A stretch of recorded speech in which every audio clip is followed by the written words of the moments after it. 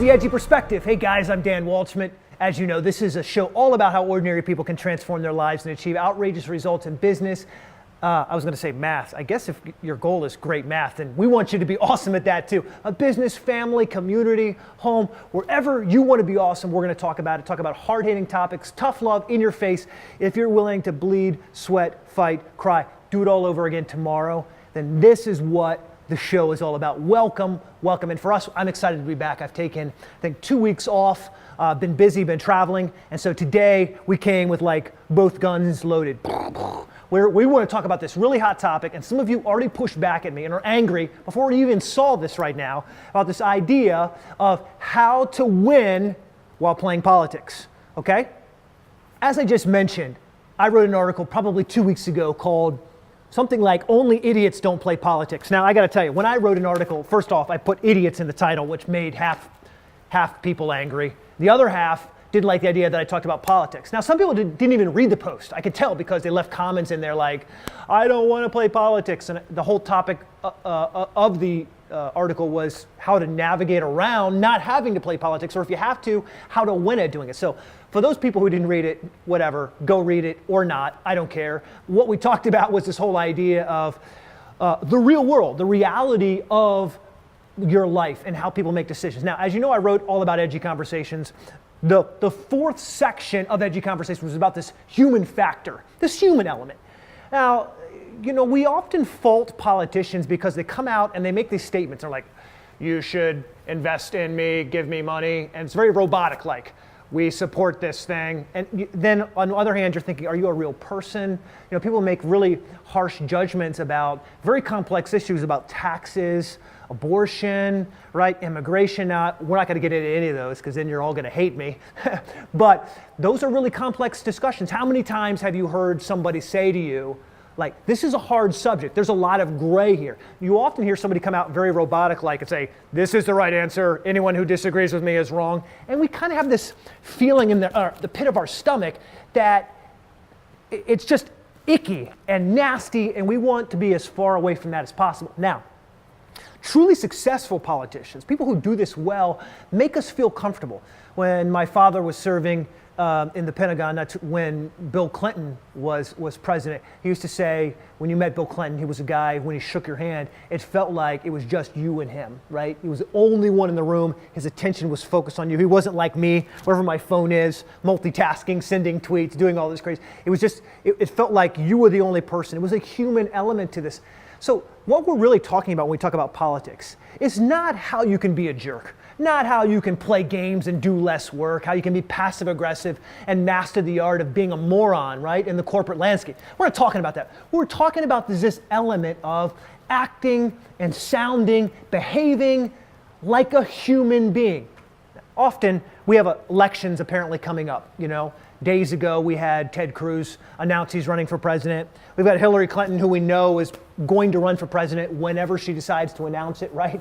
And we look at these people in front of us, and the truly effective leaders, people that we want to vote for, master this game of making us feel like we're on the same playing field. And of course, we know deep down we're not. We don't have the $100 million plus that the Clintons have. We don't have, you know, the background and the experience and, you know, some of the cachet that Ted Cruz brings to this discussion. But we want to believe truly that they're humans and we're humans, and so that kind of puts us on the same level. Now, check yourself. Because most of how we act in communities, churches, business, politics, other organizations is not really human. We kind of take this, I'm right, you're wrong. If you disagree with me, then you must be wrong.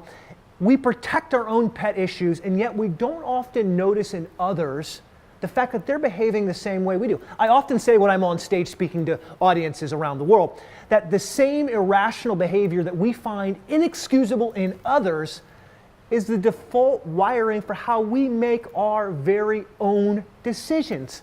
So the same way you think someone else is crazy, you're not reasonable, you're not rational, you're making stupid decisions, hey, guess what, guys? That's how we do it. That's how you do it, that's how I do it.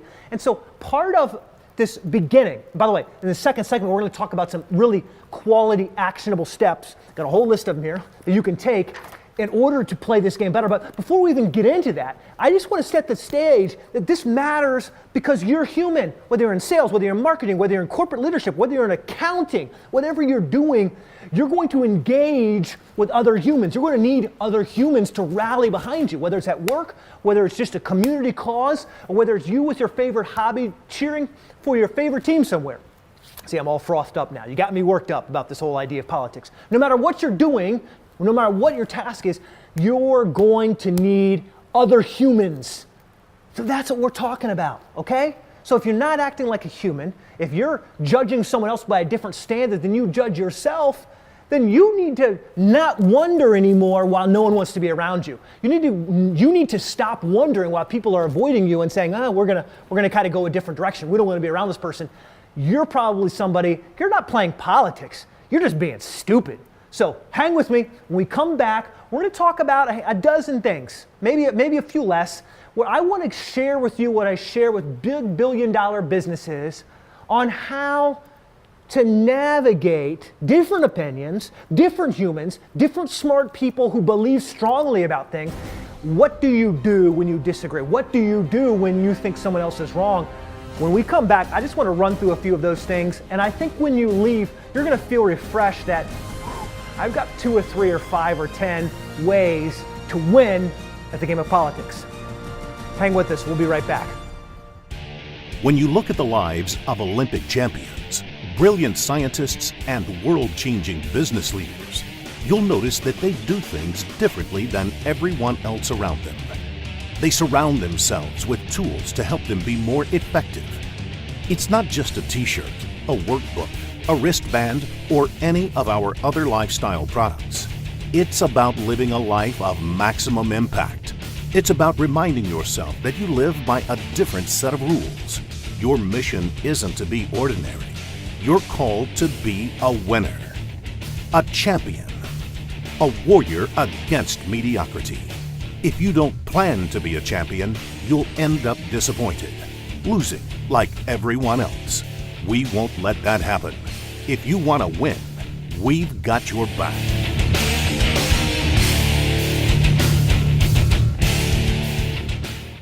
Welcome back. So we just spent a few minutes talking about being human. If you're not acting like a human, shame on you. Don't be stupid.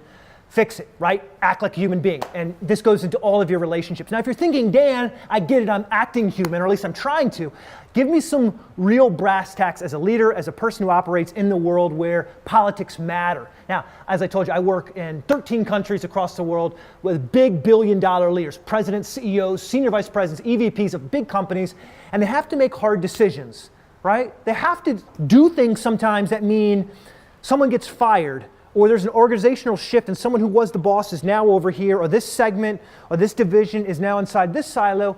People's feelings get hurt. Talk about being human. That stinks when your feelings get hurt and you've spent a career working towards something and now it's changed.